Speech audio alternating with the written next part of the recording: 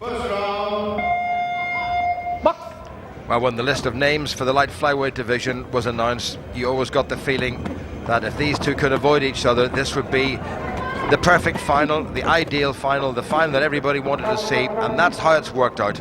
Little Paddy Barnes from Belfast, all in blue, the European champion, against the defending Commonwealth champion, one of only two defending champions from Melbourne who came to Delhi. And Jafet Uutoni is taller, much longer arms, but Paddy Barnes has a defence like a turtle. He certainly does, and as expected, Uutoni's going to set the pace here, no doubt about that. His work rate has been absolutely superb throughout the whole of the tournament. Likes to get in front in that first round, so does Paddy Barnes.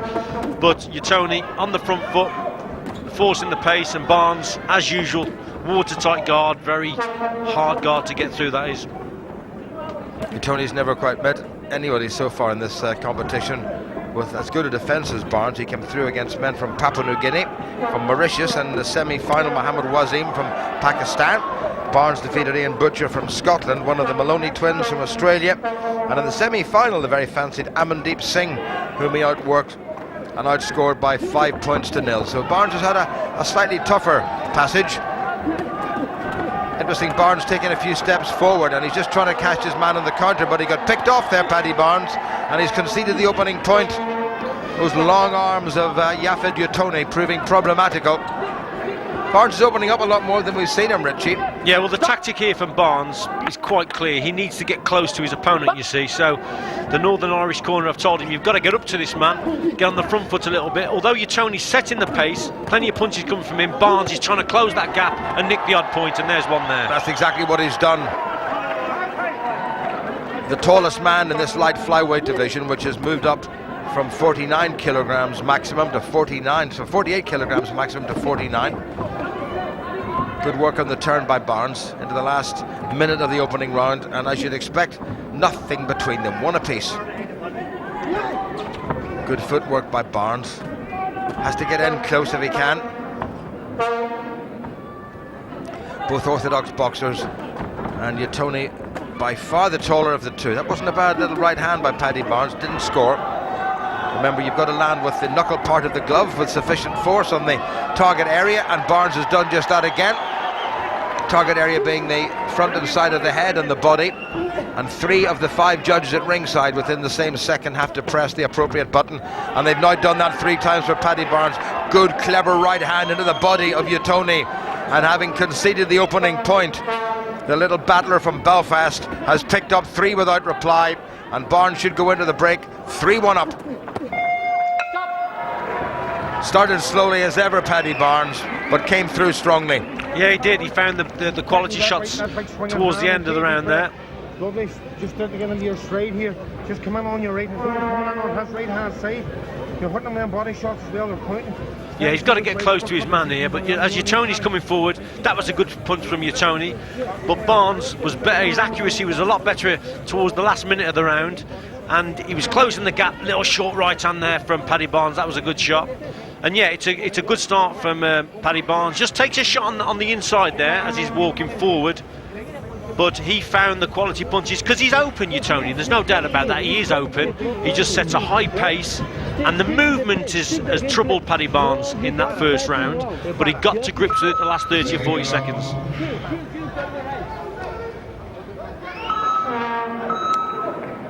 Well, these two have a number of opponents in common. Lukas Maciek from Poland, who defeated Uutoni in the Olympics 2 years ago, and Barnes went on to defeat the Polish boxer.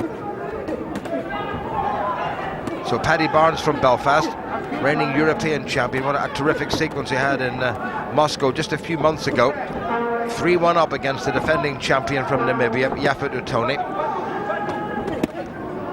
This will actually suit Barnes now, Jim. This Uutoni's changed the tactics here. He's trying to get closer to his opponent, but he's a little bit more wild. He's not that good on the inside, Uutoni. He's got a high work rate, but he's more suited to mid and long range boxing. So Barnes will have plenty of opportunities to score further here. Why do you think the corner said that to Uutoni, Richie? Strange tactic. Break that you take to compete. Totally not like yours. Never going to be ideal for Well, mainly, Jim, is because Uutoni in that first round was on the back foot. Although he was sort of setting the pace, throwing loads of shots, he was getting caught towards the end of the round, and they've said to him, look, change your tactics here, you've got to get up, you've got to get closer to your man and try and get him on the inside. But Barnes, look, he's finding the opportunities. Got him with the left hook, Paddy Barnes, conceded one, 4-2 between them. Barnes needs just to open that gap up a little bit more. Although Uutoni's the defending champion, the European champion Paddy Barnes was always going to be slight favourite to take the gold medal. Northern Ireland have never had a finalist in the light flyweight division, so they're guaranteed a silver medal. So Paddy Barnes has broken new ground in that aspect and may well go all the way and take the gold. Certainly he's in gold medal position at the moment. More than midway through the second round, Barnes doing what he does best, head down, working cleverly inside on the counter. Slapping by Uutoni, starting to look a little bit tired, Uutoni. Barnes has got to keep that guard high. That was a good shot there with the left hook from Barnes, but he just got to stick to single punches for me. When he's throwing 2s and 3s, that's when he's leaving himself open. And Uutoni's a better quality boxer than what Barnes has been boxing, so you know he's got to watch what he's doing here, Barnes. Good movement by Barnes, staying out of trouble, encouraging his man to come forward and trying to pick him off. 45 seconds to go, 2 between them. Is it a big enough margin for Paddy Barnes to relax? I don't think so.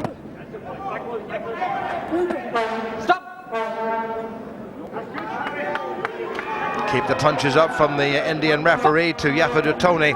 Is he getting a little bit anxious? Barnes is always strong at the end of every round. One more point from Paddy Barnes would make such a difference. It would mean that the Namibian, he's got him back with another one, so not what Barnes wanted, and Uutoni's given himself every chance, and immediately Barnes responds. He is such a little machine. Good solid right hand into the ribs by Uutoni.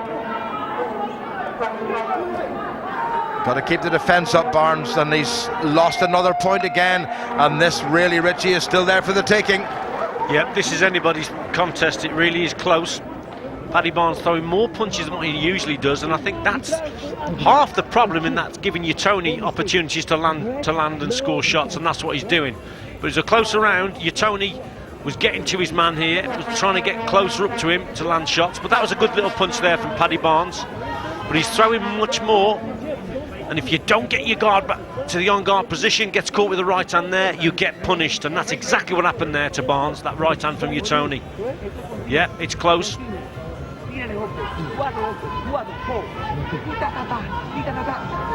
All the judges at ringside with key pads. That right hand over top, you know what I mean? 3 more minutes for Paddy Barnes. Can he add Commonwealth gold to the European gold he already has? And let's not forget that Olympic bronze. A single point between them in the last round of the light flyweight final of the Commonwealth Games boxing tournament in Delhi. Paddy Barnes conceded the opening point. He's never been behind since, but there's only 1 point between them, and Barnes, I would suggest, needs a little point here. Uutoni now looking quite fresh and coming forward. Good left hand by Barnes, absolutely beautiful. Come out of his shell and popped him. Needs another couple, at least one more. So Uutoni there, landing 3 or 4 shots, not hitting the target, coming away with the guard slightly lower than it should be, and Barnes' accuracy there with the left hook. Good counter. Uutoni throwing everything at him, and Barnes nails him with a clever right hand. Let Uutoni come forward. The Namibian's left hand went walkabout, and Barnes tagged him. 7-4 up now. And what did we say, Jim? Single shots from Barnes. You see his guard's higher, he's tighter, and he's just nicking the single shot. That's the tactic in this contest, without a doubt.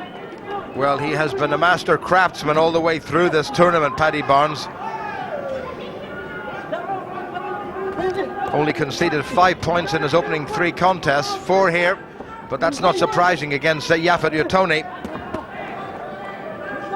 Coming up to the halfway stage, and somehow, Richie, I can't see Uutoni pulling back 4 unanswered points. Can you? It's going to be very difficult for Uutoni now. He's got the work rate, just concedes there again. That was another good shot from Paddy Barnes. Got the work rate, Uutoni, but with Barnes, his guard, his elbows are tucked in, his chin's down and his gloves are high. How do you get through that? It's very difficult. The only chance you've got is when Barnes is maybe throwing 3 and 4 shots, and he's not doing that now. It's all singles. Hugely disappointed Paddy Barnes in the World Championships in Milan last year when he lost to Peter Warui from Kenya in his opening contest. Said he boxed like a complete Egypt and vowed never to do it again, and he's picked up another one, and surely with a minute to go now it's going to be light flyweight gold for Paddy Barnes.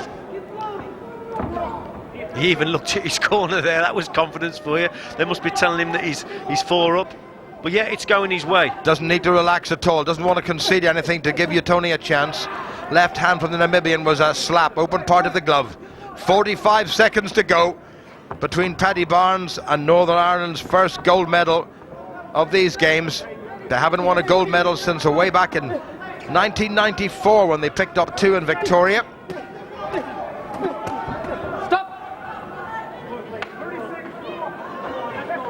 Tactics spot on from Barnes in this last round. 30 seconds to go. Barnes's corner have told him that. Mickey Hawkins and Stephen Freed will be ecstatic. This is going to be Northern Ireland's first gold medal in the boxing tournament in the Commonwealth Games for 16 years. 4 more Northern Ireland finalists to come. 3 of them in against Englishmen. Here comes Barnes. He's won this beautifully. He has boxed out of his little socks and he's won it. Paddy Barnes gets the first boxing gold medal in Delhi 2010 and the first boxing gold medal for Northern Ireland. Chance of 4 more to come. It may well be tougher for them, but Paddy Barnes has set the standard, as he always sets the standard, and the European champion becomes the Commonwealth champion. A terrific performance by Paddy Barnes. Let his man come back into it towards the end of the 3rd round, but in the 4th it was back to his very, very best. Yeah, good performance and an intelligent display in that last round, Barnes. Just nicking the odd shot here and there, staying very tight, not letting anything come through, and then just pinching the shot on the counter. Very clever, good tactics, got it spot on, and a good display from him. For your diaries, will Paul McCloskey have the luck of the Irish, a land that is steeped in boxing history and still producing precocious talents? Legendary Barry McGuigan has taken young Carl Frampton under his wing. He's one of our 11 for 2011, Carl, but do you agree? A chance to judge for yourselves. Frampton's latest outing was against Venezuelan Oscar Shaquin, and it was watched by Richie Woodall and Ed Robinson. Seconds out, round 1. International test here for hot prospect Carl Frampton. Barry McGuigan's unbeaten protege taking on Venezuela's Oscar Shaquin over 6 at super bantamweight. And I've been looking forward to seeing Frampton in action. Lots of hype about him, big things expected of him. Well, against this taller opponent in Shaquin, he'll have to work the body as well as the head. There you go, there's that right hook to the body, and then he switches to the attack, right hand over the top.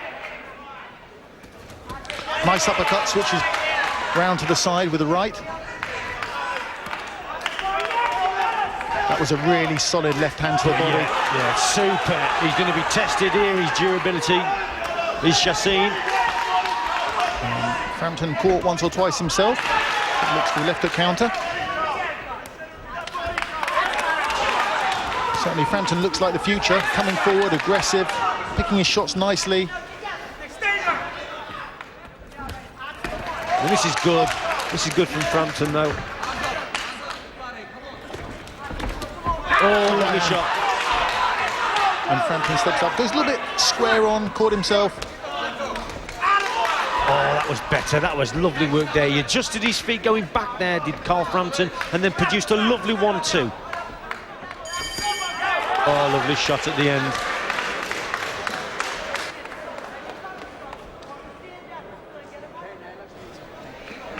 Nasty cut there as well. As if he didn't have enough problems, Oscar Shaquin. He's having a look at this cut now, Ed. Bad cut as well, above the eye, so the blood's running into the eye.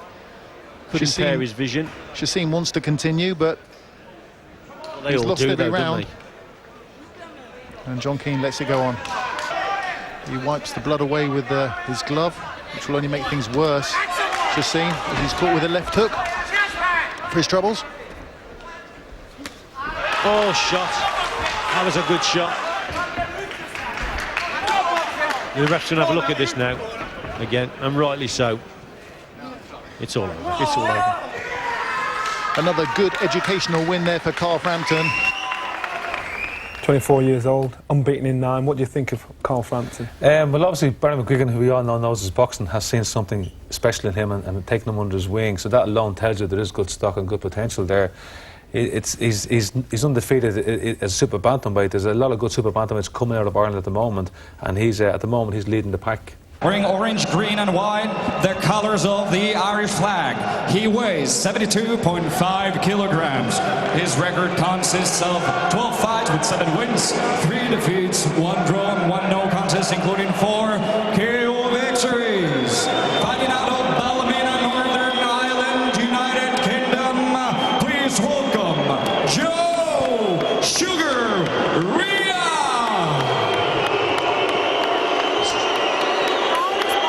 Introducing his undefeated opponent across the ring, the fighter on my right, fighting out of the blue corner, wearing black trunks, weighing 72.5 kilograms. His perfect record, 9 fights, 9 victories, including 5 big wins coming by way of knockout. Hailing from Albertslund, Denmark, Mina de Mahel. Ladies and gentlemen, introducing Patrick Nielsen.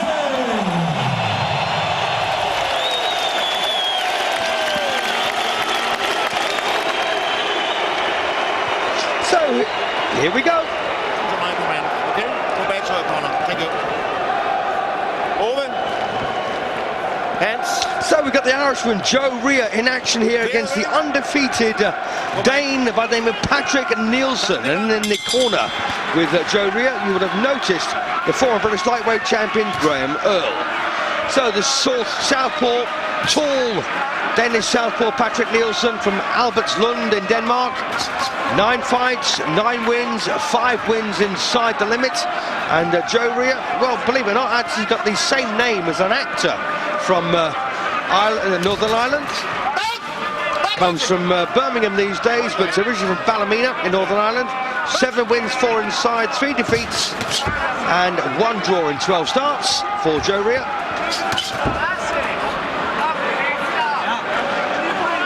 Interesting fight there, Steve. Straight away we can see the heavy tattooed Dane, just exactly the same as our main event tonight.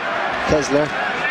He's coming out trying to force the issue, but you know, Rhea looking very, very skillful and slipping some of these shots. Indeed, and I don't believe Nielsen, by the way, is a fully fledged southpaw. I believe he's an orthodox fighter, but choosing to box right hand forward here. And last time out he beat the Southern Area champion Gary Bolden, and that was good form because Gary's a good fighter. Big Kresnik Charto for the championship. So Joe Rhea, 27 years of age, 7 years older than his opponent.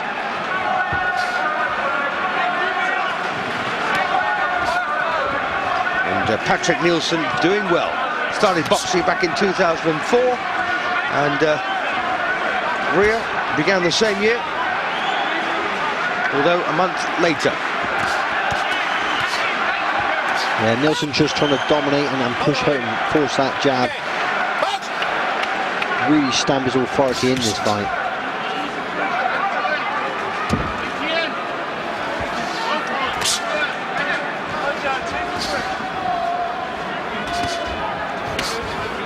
Well, there's been plenty of attention so far here, I think, from Nielsen. He's caught Joe Rhea regularly, and there's a bit of reddening around Joe's face. Right! On that back. Both of you.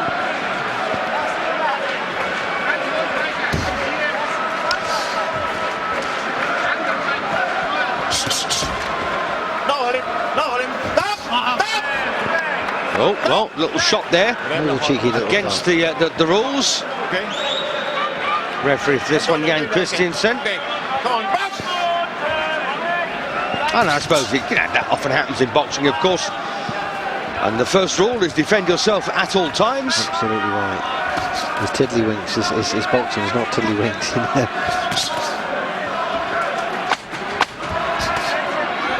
Well, having seen Nielsen previously, I think he's done pretty well. He looks very lively.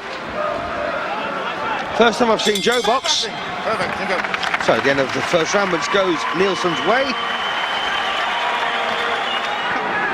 And round 2 it is. So Joe Rea in action against Patrick Nielsen. Yeah, all the eye-catching scoring shots certainly coming from Nielsen, and the power shots as well, dare I say. As I said before, Glenn Catley, I don't believe that Nielsen is a southpaw, although I've got to say he's boxing pretty well. Right hand forward, I believe he's an orthodox fighter, but I could be wrong. He's doing pretty good at boxing at the moment in time.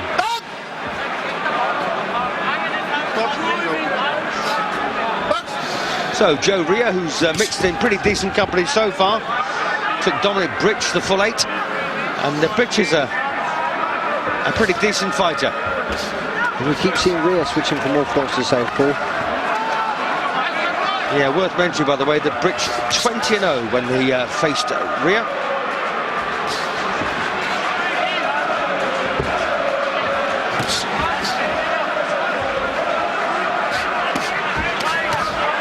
Nice little body shot going in there. Yep, they all take their toll, don't they? Oh, it's gone over now. Now, what was that? Was that a combination of punches? I believe it was. It was just a body shot, and he threw an overhand left, was caught him right on the button. Caught on the side of the face, you know. Well, I didn't see one concussive punch. It may have been a combination. Action continues then with a minute and a half left in round 2. So I suspect now that Nielsen's feeling pretty good about himself. He's going to do his confidence no harm at all, that shot. Well, I've got to say, Glenn, I've got a feeling he must be a southpaw. He looks very comfortable, right hand forward. Nothing to suggest he's not a southpaw. But maybe he's ambidextrous, can do it both ways round. You might surprise us, Stephen. Let's just wait and see. Great gift if you can. Could you? No. Me neither. Great get out of jail free card though, isn't it, if you can?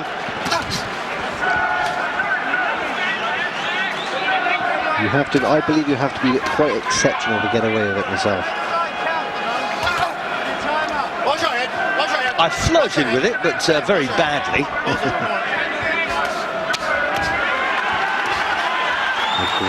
Great little combination of shots, again switching from body to head, and they look quite hurtful telltale shots. Yeah, an aggressive pressing fighter, Patrick Nielsen. I like the look of him. He's got a winner's mentality, hasn't he? He's certainly got the winning desire. That's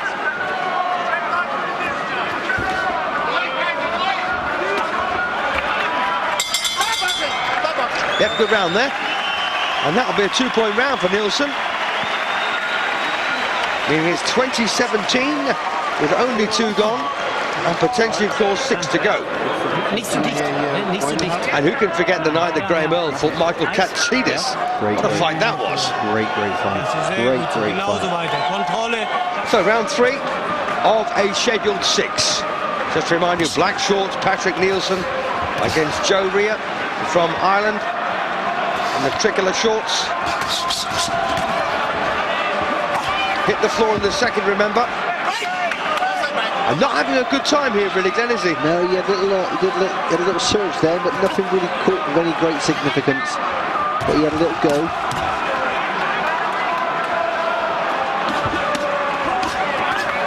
Again, we can see the eye-catching, hurtful shots going in from Nielsen, switching again. Looking boxing very well at times.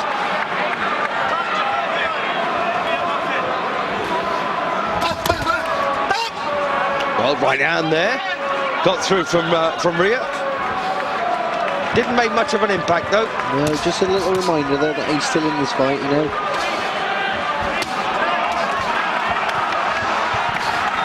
Well, a bit of a wilt, I thought, there from Rea. Yeah, Rea was deciding to hold on for a little bit.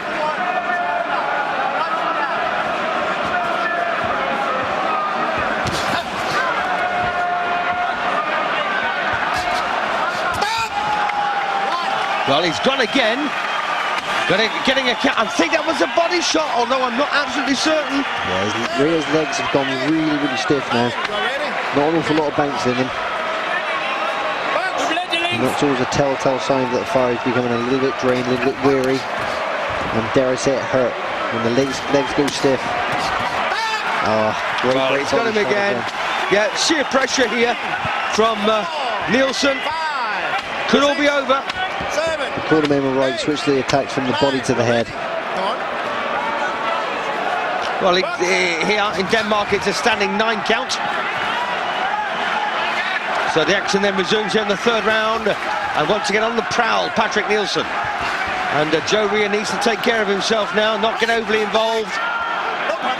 Try and protect himself.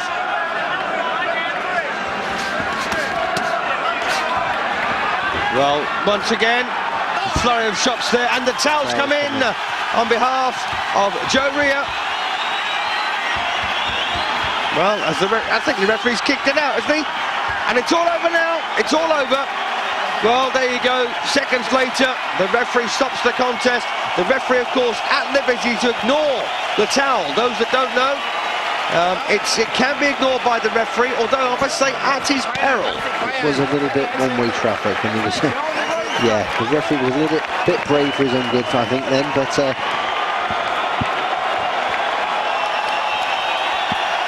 So there you are then, Joe Rhea, and bad luck to him, beaten in 3 rounds by the rising Patrick Nielsen, 10 out of 10. Ladies and gentlemen, we have time of 2 minutes and 30 seconds in round number 3. When our referee in charge, Jan Christensen, calls a halt to the contest, the winner by TKO, Patrick Nielsen! So well done then to Patrick Nielsen, 10 out of 10. And Joe Rhea now, well, he's won 7, now he's lost 4, drawn 1 in 13. Orzabek Shayamov in the red corner. And in the blue corner from Ireland, John Nevin, 22 years old. John ranked number 4 in the world. So Orzabek Shayamov, as the boxers make their way to ring B, Gerardo Poggi from Argentina, Poggi, would be the referee. The judges, Pizarro, Sidi Yakub, Wang, Sinar, and Alvarado for this bantamweight matchup. As we stated, Shayamov, he was in the 2006 Ayuba Junior World Championships, placed 7th. Then in 2009 at the Ayuba President's Cup right here in Baku, Azerbaijan, he placed 1st. He was a 6th place participant in the Asian Games in 2010 in Guangzhou Province, China. And earlier this year, at the Governor's Cup in St. Petersburg, Russia, he placed 2nd. Yesterday, in the round of 16, he beat Gojan Vekislav of Moldova, who was himself ranked number 5, by a score of 13-8. So Orzabek has really shown a lot of improvement over the years and progress. John Joe Nevin, number 4 in the world, yesterday beat Atkandali Dorinjabu of Mongolia on a decision of total scoring after they drew 18-18 after 3 rounds. So they went to the total punches, total output, and he eked out an extremely close decision. So he's also a World Series of Boxing participant, John Joe Nevin. So let's see how these two fare. Shayamov from Uzbekistan in the red, Nevin from Ireland in the blue. Both boxers boxing in the orthodox stance. You can see they're leading with their left feet and their left hands. The jabbing hand. The right hand in the back, ready to unleash the bomb when the opportunity presents himself. And there's Nevin showing some good footwork. He's light on his feet, very energetic here, as he should be. It's early in the 1st round, and he's young. Very athletic. Shayamov giving up a few inches in height, as you could see right there. It's clear on the profile. Nevin has a few inches, perhaps 2 or 3, over his opponent, and that's going to make for a tactical advantage as Shaimov is more likely than not going to need to stay in close. And you can see it is Shaimov indeed. Looks like his game plan is to press the action, because he's going to need to stay inside. Remember, when you're the shorter boxer with the shorter arms, you give up a few inches in reach, which means that you need to get closer to your opponent to hit him than he does to you. And as a result, you need to get in there using your hands and your feet so that you can get close enough to land those punches. Of course, while doing so, you're crowding your taller opponent's punches, as he's unable to really get full extension when you're up that close, and therefore can't get the maximum impact on his own punches. So again, Shaimov's going to want to get inside. Nevin's going to want to stay on the outside and box him using those long arms to jab, as we saw Luke Campbell do in the last bout. So there's 1 minute left in round number 1. Shaimov continuing to stalk his opponent, while Nevin continues to stay light on his feet as he stays around the ring. And the referee looks like he's urging Nevin to box, which is a good call, because while Nevin has been staying at a distance, he hasn't really been throwing any punches through this round, and that's not what he's here to do. He's here to score points. He's here to win, and the only way to win is to score points or to knock out your opponent, both of which require you to throw punches.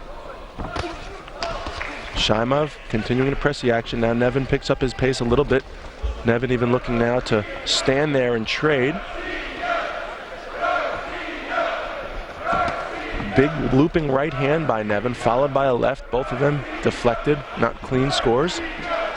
And there's a left and a right by Nevin, and Shaimov just looking for his opportunity, throwing wild lefts and rights. You see how his arms are just too short to connect with Nevin from that distance. He's going to need to get in close. He's now got Nevin against the ropes. Not a place Nevin wants to be, and Nevin knows that, and he quickly escaped that predicament. Precarious one at that. So after round number 1, the Uzbeki boxer takes the lead with a score of 7-4. He was certainly the more active boxer, and he was able to get in there. As you could look from round 1, the left hand by Nevin, which was partially blocked, to the right rib cage of Shaimov. Shaimov himself throwing a quick, snappy left jab in there and chasing down his man.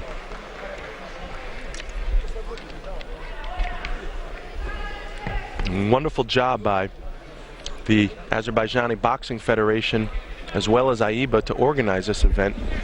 Again, a lot of countries, a lot of boxers, a lot of boxing going on, a lot of statistics and logistics, production issues, and it's been going off flawlessly. So kudos to all involved in organizing this wonderful event here in Baku, Azerbaijan. And round 2 underway as Nevin continues now his onward march.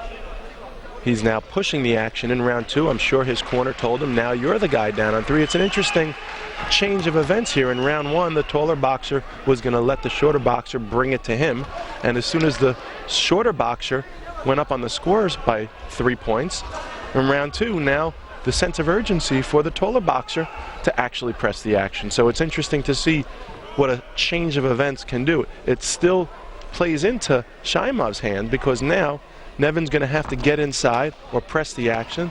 Shaimov may have a better opportunity now to use his footwork to avoid some of the onslaught that Nevin may bring, while at the same time scoring punches of his own. And here even Nevin continuing to push forward. So this is very much a tactical matchup, a stylistic matchup. And there's a nice left hand by Nevin, a jab that snaps back the head of Shaimov. So that was a clean punch. And Shaimov is going to want to keep his hands a little higher to prevent that jab from coming in. It's a snappy, fast, straight jab that Nevin has. He should be using it more often. And not only more often, he should be doubling and tripling it up. And not only the frequency, but also the rate, the iterations within an exchange, or combinations, if you will, of jabs. There's no reason why he can't throw a 3-punch combo, all being jabs. Get Shaimov a little off balance, a little offset, and then come back with the big right hand. He's 1 punch at a time exchanges by Nevin are not going to serve him as well as throwing more combination punching. And Nevin is going to need to keep his hands up a little higher to avoid those jabs from scoring clean points for Nevin. So they push off in the center of the ring, and action is well underway here, just under a minute left in round number 2. You're here at the Haydar Aliyev Sports Complex in Baku. It's the 2011 AIBA World Championships qualifying event, the first one for the London Olympic Games next summer. All the boxers you're watching here today have already qualified by having progressed to this round, this being the quarterfinal round. Now you see Shaimov standing his ground in the center. A nice right hand to the ribs by Nevin, followed up with a right counterpunch by Shaimov, and then a left. So Shaimov starting to press the action here. Just 10 seconds left, and Nevin fighting for his dear life here because he realizes he was down by a few in the first, and if he continues to stay down on the scorecards at the end of 2, he is going to have no choice but to go to the hilt, full speed on round 3. And sure enough, the Uzbeki boxer has maintained a 2-point advantage. So the Irishman has been able to cut the lead that the Uzbeki boxer had by 1. However, he's still down by 2 with a score of 11-9 here as we make our way to the 3rd round. And you take a look at the action from round 2. There's a snapping left-right combo by Shaimov. And John Joe Nevin in his corner getting some final instructions here. Just 20 seconds left before round 3 shall begin. You see the scoring there round by round. This is a men's bantamweight bout, 56 kilograms.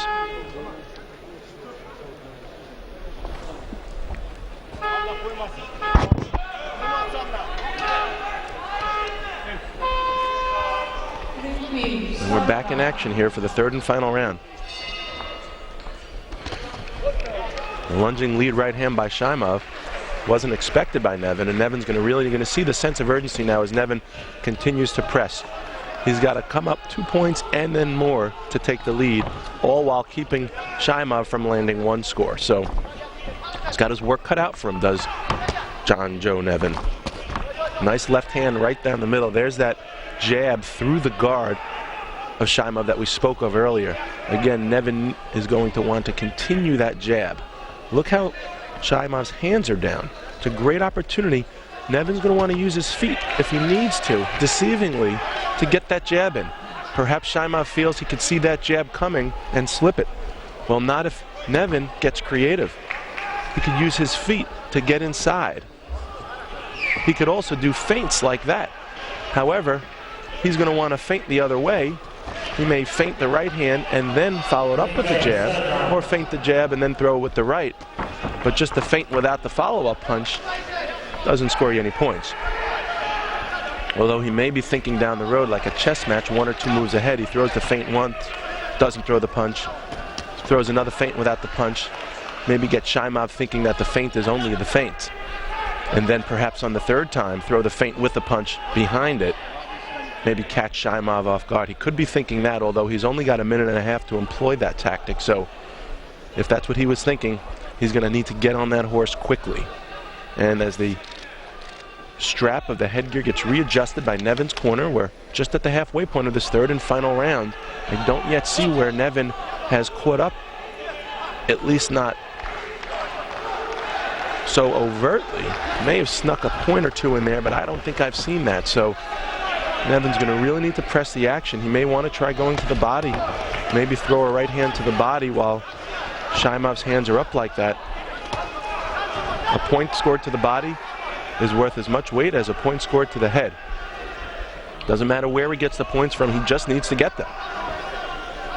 Nice feint, and there it is. We spoke of that earlier. There was the feint by the right, and he followed up with the left, and it seemed to have worked. It looks like he actually scored a point there, and he followed it up with another right hand, so perhaps Nevin was on to something there. There's the feint again, and another. He's ripping the left to the right temple of Shaimov, but Shaimov had his hand up for that, was able to block it.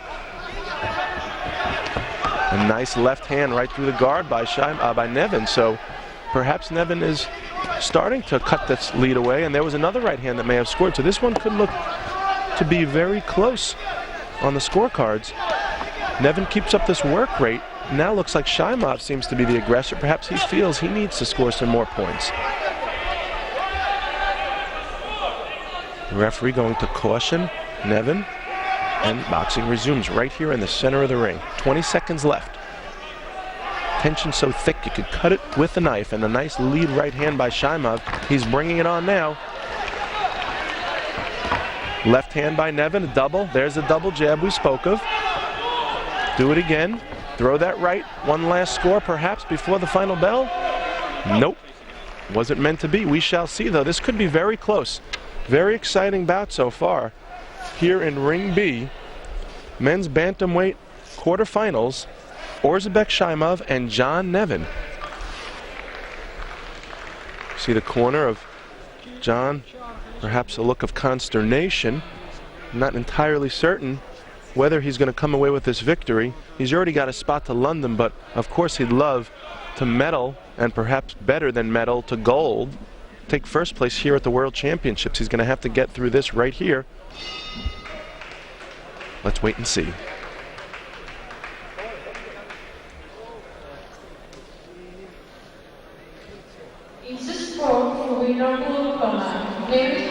And he gets it. John Joe Nevin, after being down the first 2 rounds, he ekes out a 2-point victory. Very impressive. So it looks like those feint tactics, the doubling and tripling of the jabs, the first round of tactically avoiding and feeling out his opponent, all seem to work in his favor. Very impressive. John Joe Nevin will move on to the semifinals and keep Ireland's hopes alive for another world champion. Congratulations as we get ready now for the third bout of the afternoon. Also in the men's bantamweight, 56 kilograms. Just looking at some final footage here from this last bout, as you can see, spirited action indeed. Ladies and gentlemen, please welcome into the ring from Belfast, Gerard Healy.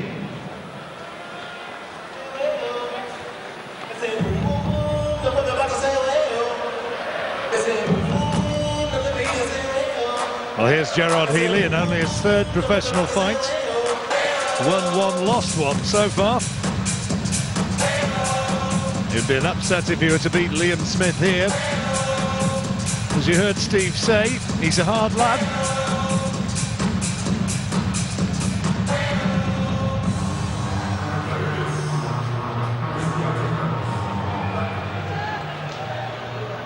Ladies and gentlemen, please welcome into the ring from the city of Liverpool, Liam Smith.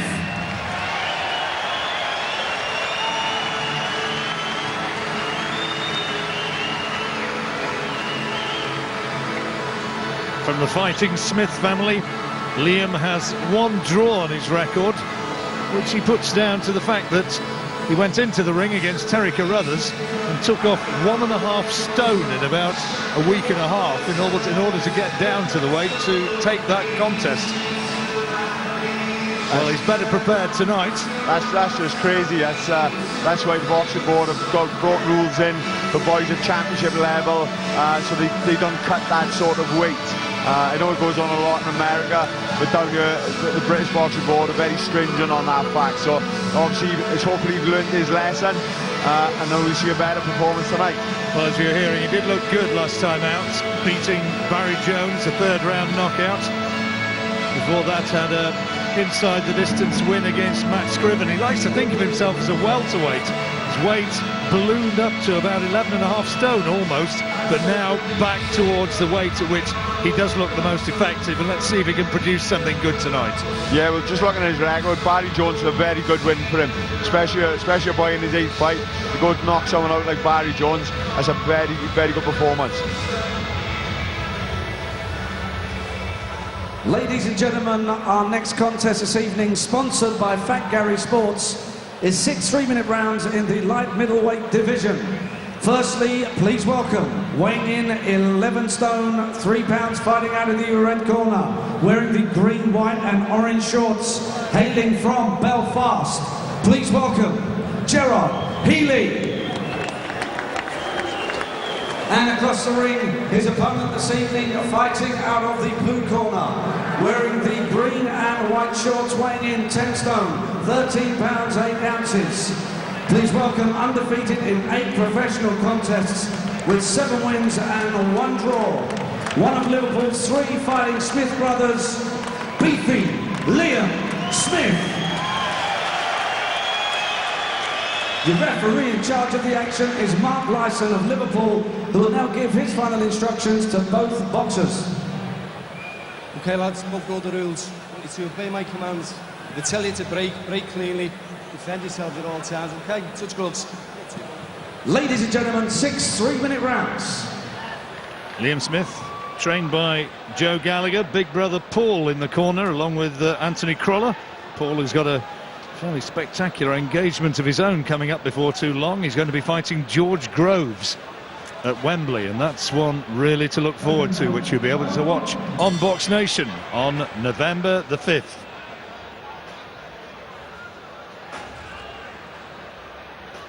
Well, boxing very much in the blood, and Liam will be wanting to post an impressive performance here tonight. Yeah, of course, he started off well behind that long jab. Looking at Healy's record, one fight, what is it, one fight, 1 loss. You know, he's not in a journeyman mode. He's coming to win. You see, he's starting off that jab, and he's trying to catch Smith with a counter, but Smith is a bit too cute for that. Smith well schooled. Anthony Crolla in that corner. He's looking forward to a fight against Willie Limond in the not too far distance, and still the talk rumbles on about him possibly fighting Eric Morales somewhere down the line. Yeah, but the great Eric Morales, he's still going strong. Watched his last fight, you know, he boxed very well, but you know, watching Smith here today, you know, he's just controlling the centre of the ring. He's keeping him on the end of that jab, and he's just basically, I think he's just looking for what mistakes he's going to make. Healy won his debut in May against Aaron Fox, lost last time out against D. Walsh in September. And Smith looks a bit too good for him at the moment. Good body shot, lovely shot, left hook. That was a cracker. That was a lovely shot. He dropped the shoulder, he went round the back of the elbow. They had hard shot to get up from. 9, 10. Oh, we've had another first rounder. He's been counted out. He wants to continue. Referee had a look at him and said no. No, I think Healy there, he was waiting for the count. I think that hurt him, that knocked all the wind out of him, and he didn't want to continue. Well, he looks a bit nonplussed, doesn't he? Yeah, I think he acted at the end when the ref finally said, you know, it's over, he went to the fight, but that was a wicked body shot round the back of the elbow. You know, one of my favourite shots. A tap to the head, lift the elbows up and go underneath, and you know, the cracking shot right in the rib cage. That's a terrific shot. And the pain of those body shots, they stay with you. Yeah, you know, basic fundamentals. He made his hands come up. He's seen the hands come up. He's seen the target. He hit the target. And he drove through the target. And them shots you don't get up from. Joe Gallagher looking happy. Congratulations as well from big brother Paul. And Liam, 23 years old, Liam Beefy Smith gets another win.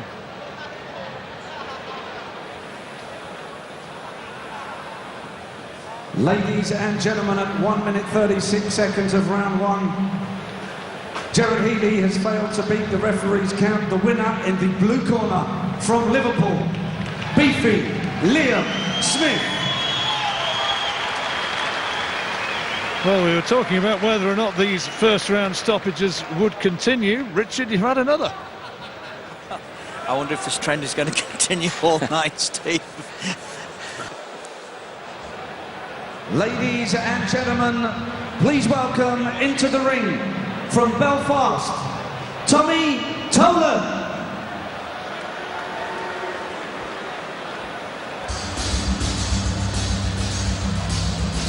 Here's Tommy Tolan, 37 years old. Took this fight at late notice. was originally supposed to be a booking for Lee Noble, who's a tall, slippery sort of fighter who fights out of the Ingle stable. Tommy Tolan, very different kettle of fish. He's got a big right hand, and he's a bit of a brawler, and he'll give Rocky Fielding an argument for his money.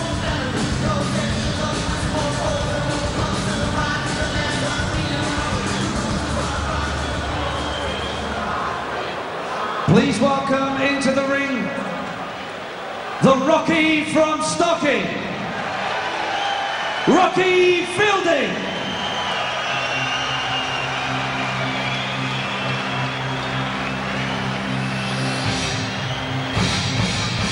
Rocky Fielding made his name as a prizefighter champion. Rocky from Stocky, he comes from Stockbridge Village. And like Tony Bellew, started his career at the Stockbridge Amateur Club before switching to the famed Rotunda Club. Undefeated in 8 fights, and he got that 6-fight contract with Frank Warren's promotional organisation on the back of what was a very good performance in coming in as a late substitute and winning one of the most exciting prize fighters that we've seen. Came through beating Patrick Maxwell, Joe Ainscoe and Tobias Webb. 6'2", big for a super middleweight, and he's got a lot of supporters here tonight. Ladies and gentlemen, our next contest this evening, sponsored by Fat Gary Sports, is 6 3-minute rounds in the super middleweight division. Firstly, weighing in 12 stone, 2 pounds, 4 ounces, fighting out of the red corner, wearing the white and green shorts. Ladies and gentlemen, please welcome from Belfast, Tommy Tolan. And across the ring in the blue corner is a young man making his 9th professional start tonight.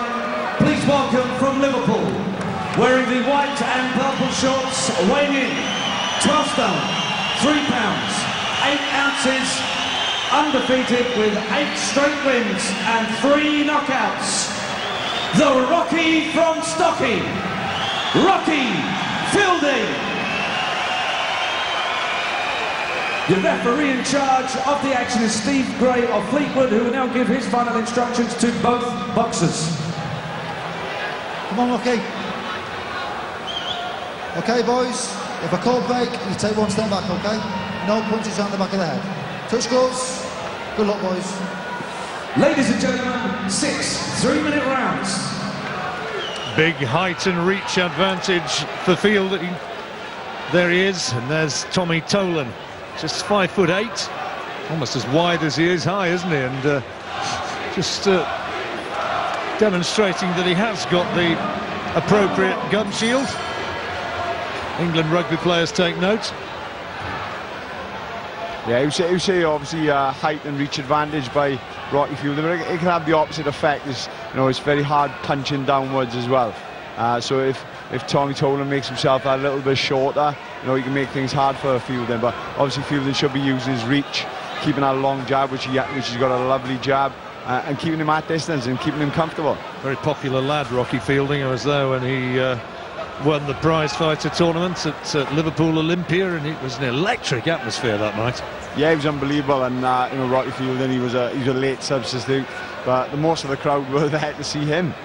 So they put him in last minute. It was a fantastic atmosphere there. I just noticed that Rocky Fielding slipping a little bit here in the canvas, and it's happened to a couple of boys here tonight. I hope that's not going to play a factor. There's that right hand. That's the damaging punch that Fielding has in his armoury. Yeah, he comes off the jab. He sort of sticks a jab in your face, blinds you, and then throws that right hand over the top. Tolan mentioned that right hand. That's his danger shot. Knocked out a young prospect called J.J. McDonough last year. Knocked him cold with the right hand. Yeah, you see the way he does it. He dips his left shoulder and he's trying to throw that right hand over the top. Fielding doesn't want to get into a brawl with this guy. He's built for fighting, I think, is Tommy Tolan. Yeah, they need to look at him to know what sort of a fighter he is, and there's a cut there. There's a cut around his left eye, I think. Try and get a closer look at that between rounds. Yeah, the problem is Fielding's not letting him. There it is. Fielding's not keeping him off. It's at the corner. It's at the top of the ice. So it could look quite nasty if it opens up. Nice little right hand there by Fielding. But the problem he's got, he's not letting him. He's letting Tommy Tolan come into him. He's not keeping him away. Let's try and see if we can see in the replays whether that's been done by a clash of heads. But you can see again heads going in close, and the referee Steve Gray is going to have to keep a watch on this. Yeah, obviously Tolan's tactics are getting close and working close, but if the way he's coming in, heads are going to clash. There's a clash on the. Looks as though there's blood seeping from a wound on the top of Tolan's head as well. Unless it's a smear which has come off Rocky Fielding's eye, but it looks as though he's got a gash actually on the scalp. Fielding's just stepping in too quickly with that right hand, and Tolan's just dropping his shoulder a little bit, and he's going over the top. That was better. Just threw a jab, hooked him with the jab, and then followed with the right hand without stepping in. Again, he stepped in, and Tolan just dipping down a little bit, and he's just going over the top of him. Rocky Fielding, when he won that prize fighter, came in, I think, at about 7 days' notice. Replaced Kenny Anderson, who in turn was to have fought rather than Tony Quigley, who was originally in there. They sort of dug deep and looked at who was available, who was in shape, and Fielding was the man. Now here's Tommy Tolan with Alex Doherty and Gerard McCaffrey in his corner. Is this where it happens? Oh, maybe I might have been. Could have been a little left. Yeah, I think it was the left hand. It sort of slashed across, didn't it? A sort of cutting action. Yeah, will do okay. Obviously, he was aiming for the chin. He missed the chin. He just sliced it. Maybe with the back of the tape on the back of the glove. Just use the no, that's not great. Shots, no, it's right over the eyelid. If it gets worse, could I want to see a little bit more. blind his left eye a little bit. But it looks like they've got it under control, so we'll just have to wait and see if he gets caught again, see whether it opens up. Well, the referee's indicating to us that he believes it was caused by a clash of heads. I'm not sure that's the case. We probably saw the moment that it opened up with that left hand which sort of grazed across the face of Fielding.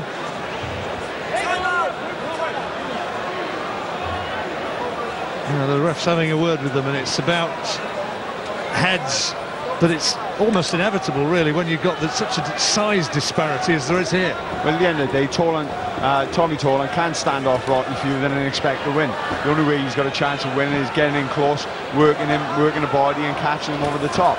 So obviously you've got to come in. He's got to come in at a fast pace, which obviously is going to bring the heads together on times. Few chance of Rocky. Corner have done a good job staunching the flow of blood, but referee will be keeping a close look at that injury because he didn't want it to get any worse on the eyelid.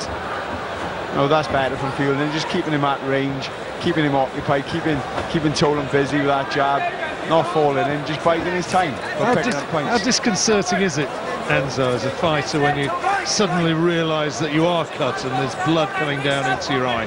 It can affect people in different ways. It depends how the fighter is. Some fighters will not panic. They just go back to the corner. They let the cutsman. They got full faith in the cutsman.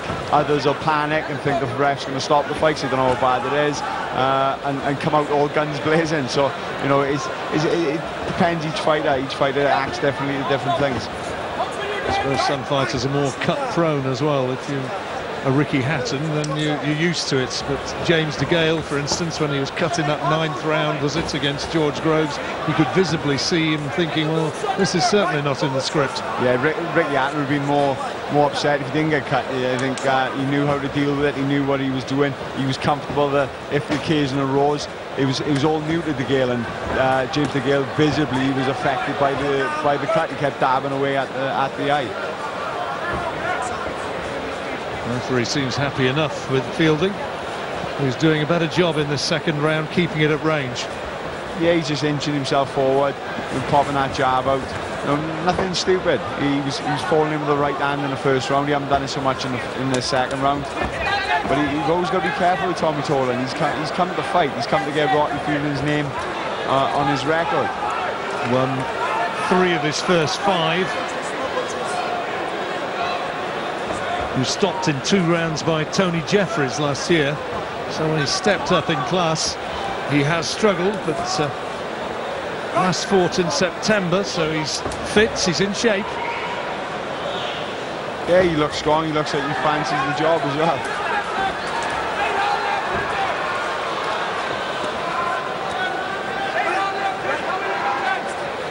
The end of this round will show you again the moment when we think that the cut might have happened. The right hand from Fielding, right on the bell. But the replay that you're going to see will be from the first round, when the cut over Fielding's eye was sustained over that left eye. Let's have another look. Oh, definitely a clash of heads there, John. Yeah. Yeah, you see, he winced and he knew straight away. And that's what the referee indicated to us, so spot on. Like I said, Fielding was jumping in with that right hand, looking for the big right hand. Tolan was coming in at the same time, and obviously Fielding's going to come off the worst with Tolan's force coming, driving his head up. Let it go nice and sharp, do you understand? Do you understand? Okay. Oliver Harrison there in the corner. Okay, you're getting a combination of. He's slapping when he's punching, Rock. There's only one good punch got if you're around right. Punching. Associated with Amir Khan earlier in his career. Yeah, I'm sure Oliver Harrison will be telling him now, keep it long, nothing stupid, don't want to get that eye any worse, just keep it long. Again, we saw his feet slip on the canvas. Yeah, Rocky Fielding, as he tried to just step into Tolan and follow up that right hand. Yeah, so full box has been affected by that tonight. You know, it can be quite off-putting when you set yourself for a punch and throw a nice big shot. Your feet go, it sort of changes your game plan. Often used to be a problem in the outdoor fights, as the dew came down later on, or the rain, as was the case in Cardiff that time when Frank Bruno fought against Lennox Lewis. Young pup then I was, John. Did you watch it? Of course I did. I was in a pizza house watching it, my father and his friends. Heads again going in close. I think Fielding here is just trying a little bit too hard to impress. He's trying to take Tolan out, and he's trying to, you know, obviously equal what Jeffries did by stopping Tolan, and he's trying a little bit too hard. And I think he just used the jab, kept him long, he'd open him up a little bit more. He'd catch him every time with the jab. But as soon as he throws that big right hand, Tolan's expecting it, just dipping low, and it's going over the top of him.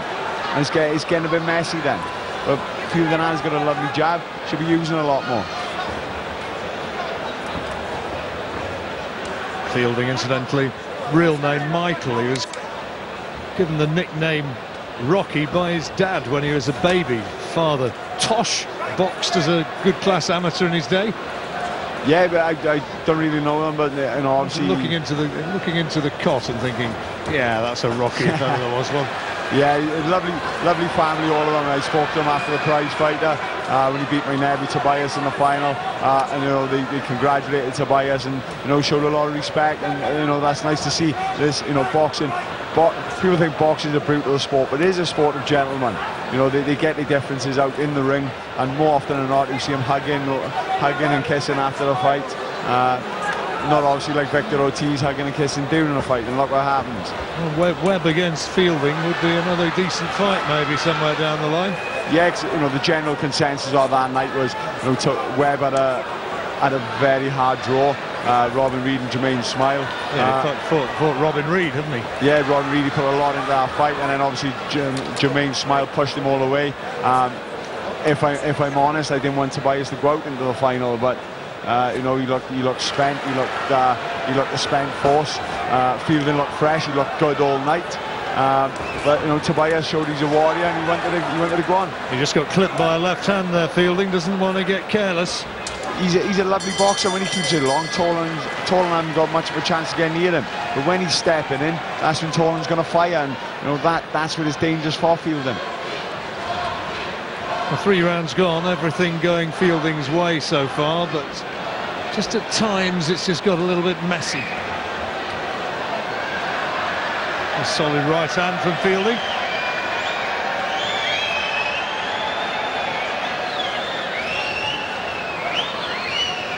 As you can see, Tolan's just trying to turn it into a fight. He's trying to get close, which is smothering Fielding's work, and you know he's getting brought into Tolan's type of fight. He should be staying long, keeping him on the end of the jab, and things will happen from there. You'll see different things, you'll see different openings. He'll be able to use his shots a lot, his long reach a lot better, instead of trying to fight Tolan, which he could get into a bit of trouble with.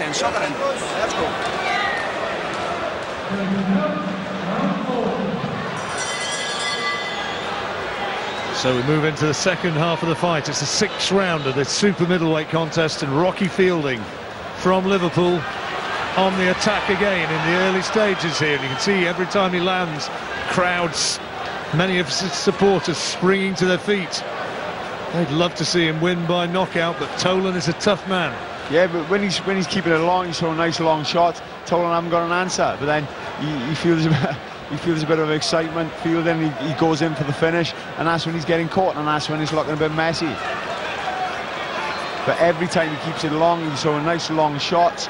You know, he's gonna. Now the ref's having a word here about use of the head. I don't think it's intentional. You know, they both coming together. They both clashing. They're both trying to make a fight of it, and that's going to happen.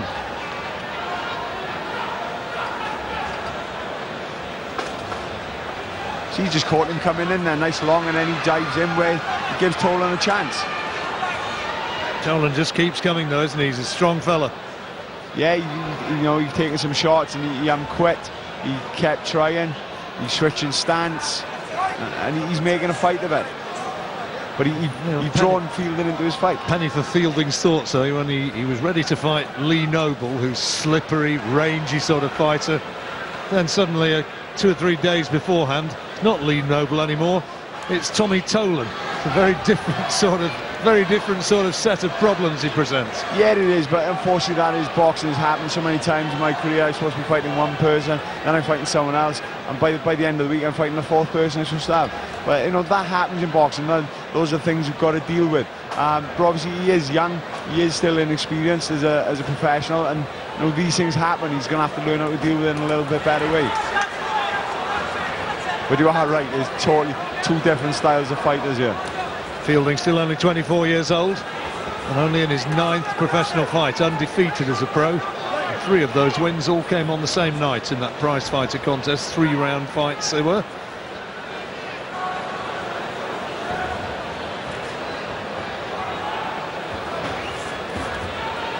Head goes boring in again from Tolan as he tries to put pressure on that far side of the ring.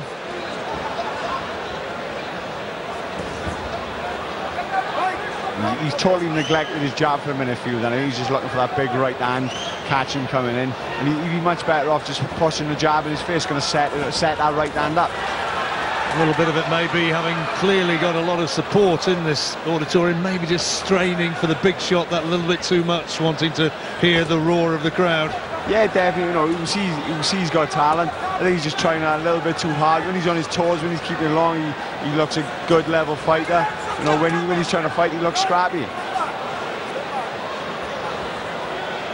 Fair play to the corner. Have done a good job on that cut, though.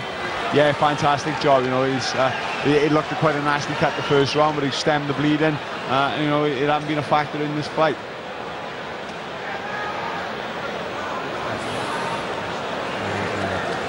Rocky, can you look at me, keep your eyes open? Rocky, every time... Just look back to me left, please, your eyes closed. Every time you step it up a little combination. 5th round coming up.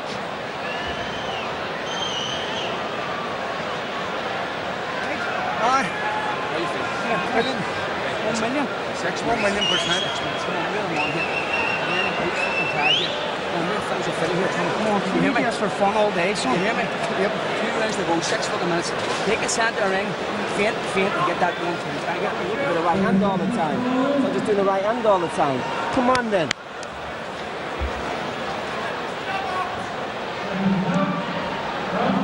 Well, you heard the end of the instructions there from Oliver Harrison, and it underlined what you were saying, really, Enzo. You're just looking for the right hand all the time. Yeah, and I think I'd put some combinations together. Yeah, like I said, it just boils down to a little bit of experience, trying to impress the crowd, trying to impress the TV, and it just falling into the trap, like we seen in the last fight with Heffron and Pace. Pace drawn Drew Heffron into his type of fight, and that's what Tolan's doing the fielding here. And when you get stuck in a rut, it's very hard to get out of it. This is where Tolan wants fielding. Yeah, you know, this is the only chance he's got to work. Fielding keeps it long, he can't get in. He has got 3 knockouts on his record. He can bang a little bit, can Tommy Tolan, if he gets in range. Well, that's what he's looking for. He's popping that jab out. He's 2 or 3 jabs. I think he's just looking for fielders' reaction so he can pop that right hand over the top, which is, I've heard, is his money shot.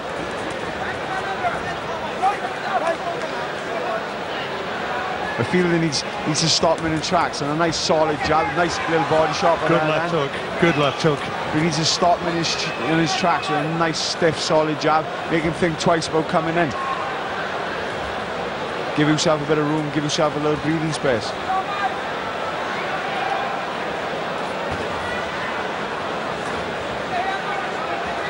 All the time, the big arena here is filling up. 2 main fights of the night still to come. James de Gale against Piotr Wilczewski for the European Super Middleweight title, and the WBO Light Heavyweight Championship of the World, Nathan Cleverly against the big Everton supporter Tony Bellew. A lot of his fans are supporters from that side of the city's divide as well, so they'll be hoping for better fortune from their man than the football team had against Chelsea, defeated by 3-1 this evening.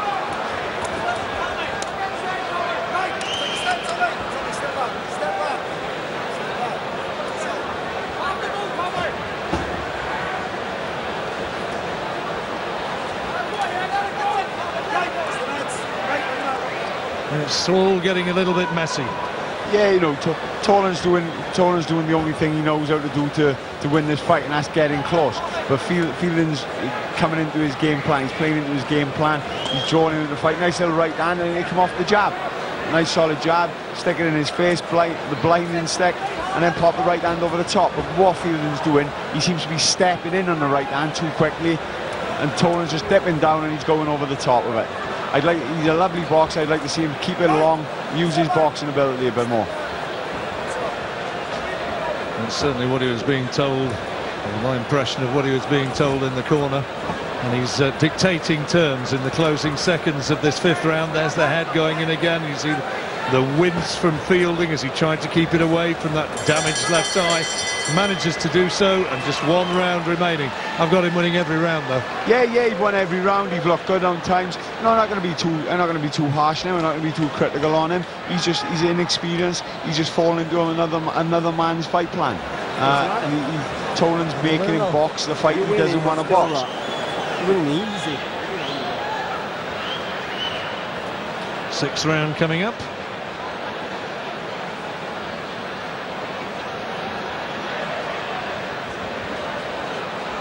Well, she's a big boxing fan.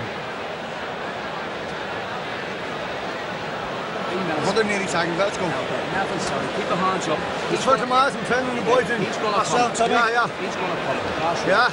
This is what we would call it. Let's get it on. Listen, when he comes, when he walks out here, let them fucking go. Come on, the marks go. Apologies for some of the language in the corner, if it offends your finer sensibilities. Unfortunately, John, you know, we're in a fight game. The pressure gets heated in that corner, and things come out you don't normally see. But sometimes you want to get your points across. In a certain way, I used to have a few slaps of Enzo Calzaghe in that corner. That was his way. But you know, Tolan, they fired Tolan up for this last round. And, you know, he wants to come out fast. He wants to try his luck against Fielding. But Fielding looks well. He looks very good when he starts sticking that jab out and keeping it long. He looks very good. It's hard for Tolan to get in. Good amateur pedigree, Rocky Fielding, who's Rotunda teammate of Tony Bellew, and of course Joe Selkirk, who's an emerging talent from this part of the world. Yeah, Liverpool's pretty much a hotbed for boxing at the moment. It's going well at the moment. Yeah, it's going well. You know, like we had in Wales not so long ago. Me, Gary Lockett, Gavin Rees, Bradley Price. Obviously, they're still about, but you know, when we were all world champions, it was a hotbed of boxing. I think that's what Liverpool is getting now at the moment. Champions breed champions. Yep.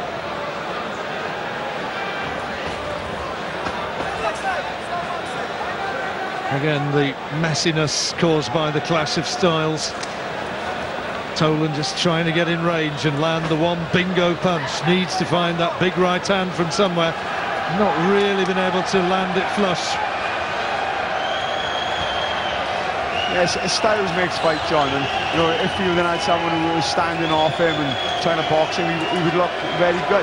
But Tolan's come in, he's trying to rough him up, he's trying to make a hard night's work, and it is, because Fielding has fallen into his trap. But you know, this super middleweight division, obviously you've got the top boys in DeGale and George Groves, and then you've got a couple of boys lower down the pecking order. Some good fights out there to be made. Crowd turning round, a little bit of a disturbance up in the bleachers, and the constabulary have escorted 2 or 3 people out who will see no further part of the evening's entertainment. Let's hope we don't see too much trouble.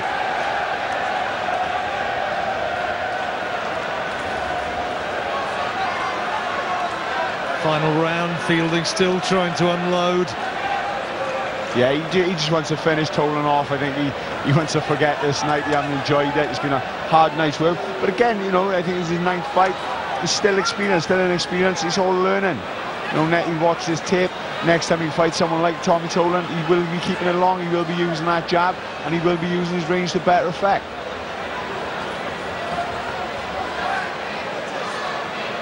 Like I said, the super middleweight division, lower than the top boys. You know, some interesting matches to be made.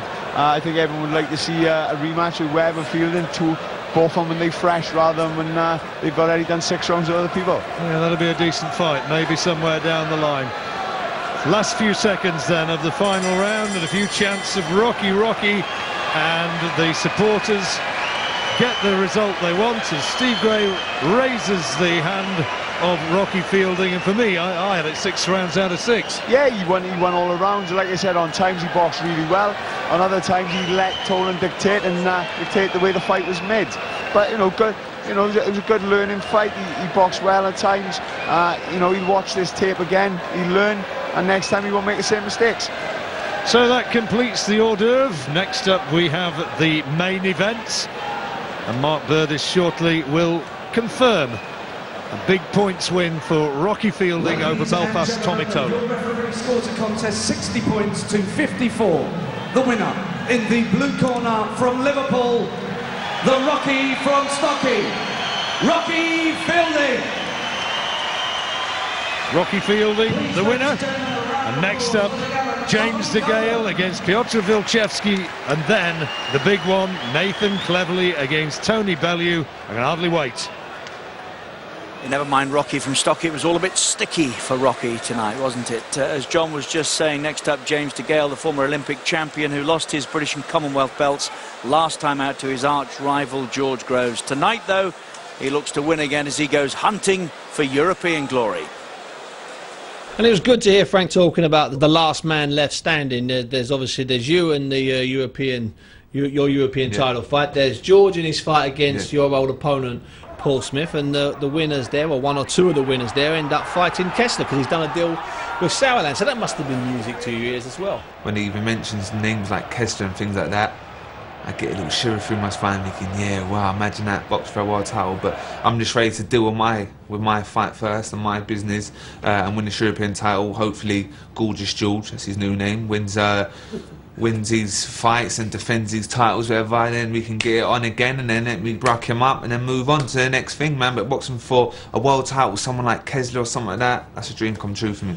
You know, James, you and I've known you a long while. We've done a lot of interviews over the years at different places, BBC, Setanta, and now here at Box Nation. And I always tell people when they ask me what you're like, I say, you know what, he's a nice guy. Why is it you think some people dislike him? I don't know, you're going to have to tell me. I don't know, I'm asking you genuinely, I'm not looking for I'm a a nice, humble, family man. Like, I just don't know. Obviously I'm confident, and some people take my confidence as arrogance.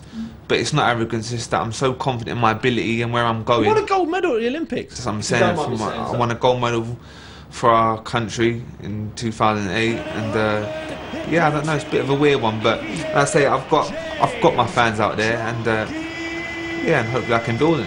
Okay, let me just talk specifically about Piotr Wilczewski. I'm going to pronounce it because you're not going to pronounce it. No, I just call him Pete. I just call him Pete. Our mate Pete, our Polish pal Pete. What do you know about our Polish pal Pete? To be honest, not too much, Bunce, but the bits I've seen of him, he's a good fighter. His record speaks for it. To this evening's sport, Colin Linden is here with the detail. Perfectly placed. Now he'll make it. Another life-saving routine in your fire escape plan. UTV Sport in association with Northern Ireland Fire and Rescue Service. A very good evening. We start with boxing, and Martin Rogan certainly lives up to his entertainer nickname. The Belfast heavyweight was in fine form during a press conference to promote his upcoming fight against Matt Skelton next month. It's set to be a heavyweight clash of epic proportions. Martin Rogan and Matt Skelton will go toe-to-toe for a second time at Belfast's King's Hall, and the popular Belfast fighter was in jovial mood at today's press conference. After his planned fight for the WBU heavyweight belt fell through last month, Rogan assured the assembled press that a belt would be on the line in his fight with the man dubbed the Bedford Bear. They tell me we don't need a belt, there's a belt early. We're nice fighting for this belt, okay? Don't need a belt to see a good fight. I have a belt here, it's out of next. If they want to use that, they can use it, you know, raise that above your head at the end of it. But the thing is, it's about the fight, isn't it? You know, if they say most belts are incredible, then we don't need a belt then to fight for. Back to the serious stuff though, and there's no doubt Skelton will provide tough opposition for Rogan. A former world champion in his own right, the 44-year-old is out to prove a point after his 11th round loss to Rogan back in 2009. The last time I fought Matt, I busted the lock. This time I'm going to pick it. You know, Matt's a great fighter, and he's a tough character. He's been around the MMA and stuff, and he's been around the professional scene with Danny Williams, Michael Spratt and others, and he's challenged for the world title, and you know, and I've already fought him and beat him. It took 11 rounds of toe-to-toe action, and this here's going to be an World Championship fight, and we know what Matt's going to bring. It's just, let's see what I have. There's no hiding in the ring. There's no, you know, we're not the type of fighters to sort of look for a way out, if you want, and try and have the easy route. We just come to fight. That's all we know, and I think that's what makes it exciting for the supporters. Fittingly though, the last word goes to Rogan, who's keen to assure local fight fans that they're in for a treat at the brawl in the hall. Take a look at the first encounter, go and get a ticket and come and see the second one. I think the second one will be a lot better. He looks in better shape, and he seems a lot hungrier. Hopefully it's for food.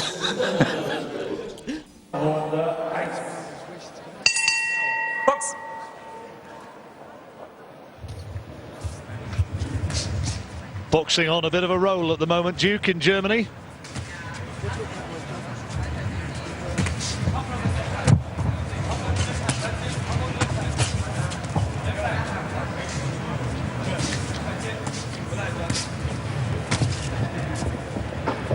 Nice confident start from Voga. Upright sort of fighter. Typically European style. Lost in the European Olympic quarter-finals in 2008 and went out in the first round of the European Championships in 2006, beaten by Kenny Egan, the Irishman. No great disgrace in that. Egan, one of the finest amateur fighters to come out of Britain or Ireland in recent years. You can see Waldron prepared to come along and have a go. He's been a pro since 2008.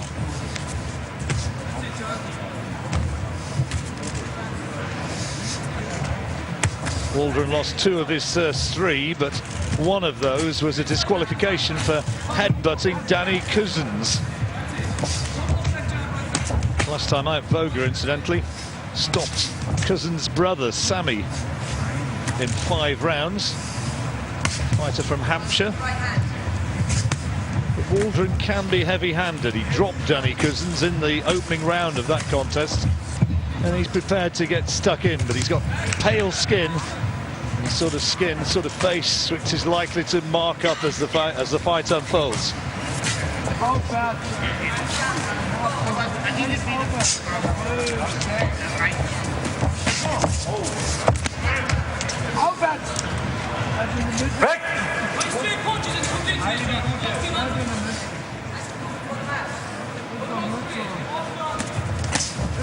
Solid looking overhand right from Voga, who's bossing most of the early action in this opening round. As a good solid right hand from the German. who looks prepared to step into range and test his power against Waldron, who, as I've already said, can look a little bit fragile. Already a smear of blood coming from the Irishman's nose.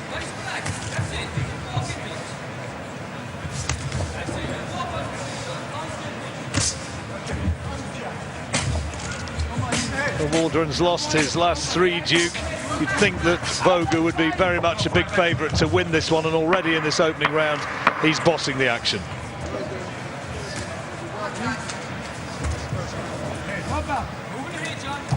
Sorry about that. Duke McKenzie is with me, I promise you that. Moment of problem with his microphone. So first round completed, this 6-round light heavyweight contest. The corner don't look too happy about it, do they? Body language of the trainer suggests that he'd like a little bit more. Voga bossed the action pretty effectively. Du brauchst ihn nicken, du sollst es machen. Dann haust, wenn du mal haust, 1, 2 ganz gerade. Fängt schon wieder an zu mähen. Hau auf als Rind, der ist doch gleich tot. Mit der Führungsrinder, merkst du das nicht? Ja. Und dann mach es doch so. Jawohl. Later out in the first round of the 2005 World Championships, Voga as well. But good enough to have won 4 German amateur titles. But as any professional fighter will tell you, it's a very different sort of discipline moving into the second round. A different discipline fighting as a professional than from as an amateur. And Voga, the taller man, the German in the black shorts, firmly in control in the first.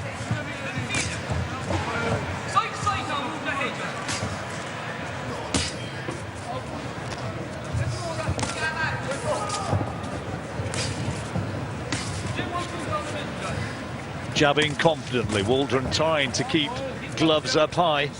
Had a few attacking ideas in the early stages, but he's starting to soak it up a little bit now. Voga mixing up the attack, moving to body as well.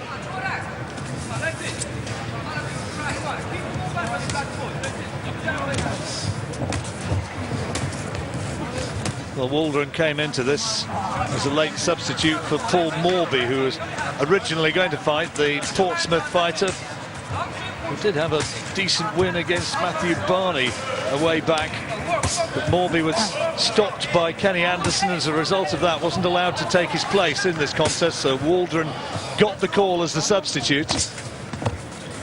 And as he absorbs a few heavy shots in this second round, well, he might be contemplating the payday, but it doesn't look as though he's going to be contemplating a victory.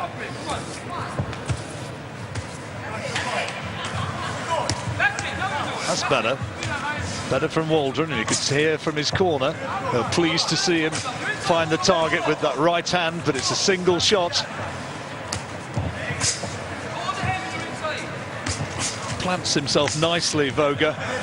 Gets some good purchase into his punches. That's a solid uppercut, and the right uppercut. Well, he's getting a standing count, Waldron. Really, just as I said, he plants his feet and punches with real authority, and he's being stopped. The right uppercut ending the fight in the second round. And Robert Voga, well, that's now 5 stoppage wins out of 6. Time will tell just how good a prospect he is. But John Waldron will tell you, pretty banged up after less than 2 rounds of action. He's taken some heavy shots, and it was that, the uppercut, that ended it. He turned away, he didn't want any more, and the referee took a look and said, yep, that's your evening's work done. It was a fantastic uppercut by Voga. Planted his feet, came right through, followed through with the elbow, and as you see, Waldron looked away in disgust and pain. Well, in all honesty, I don't think Voga had to beat a great deal here. That's a 4th consecutive loss for the Irishman, John Waldron. But what we did see of him, the German, well, he does tee off effectively. Well, he plants his feet really, really well. Again, you know, unfortunately for Waldron, he just stood right in front of him, and that uppercut opened his eye, split his eye wide open. The eye busted up, the nose seeping blood as well. And Waldron in his 11th professional fight. You can see the referee giving him the count, but then when he'd finished the count, he took another look and said, yep, that's quite enough. So victory number 6 for Robert Voger. He will move on to greater things. Only been a professional since March last year, married with a daughter, looking to forge a career as a professional fighter now, and he maintains that undefeated record. Confirmation of the result coming up. Meine sehr verehrten Damen und Herren, und hier das offizielle Urteil. Ringrichter Jörg Milke aus Cottbus stoppte den Fight nach genau 2 Minuten in Runde 2 und damit Sieger durch TKO und weiter unbesiegt aus Deutschland, Robert Voger. Kurt Milker, as you heard, stopping the fight, and by TKO, the winner, Robert Voger.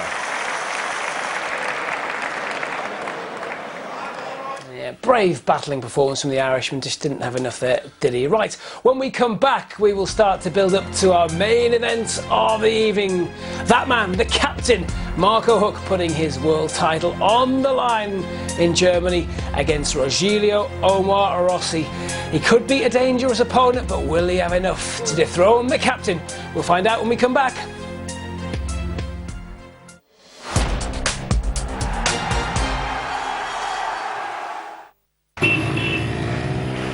Will you be there when Canada rocks Vietnam? When Great Britain's DJs spin Jamaica? When Smirnoff brings the rhythms of Brazil to Germany? Will you be there November 12th when 50 countries swap nights? The Smirnoff Nightlife Exchange Project. The exchange begins on Facebook. Be there.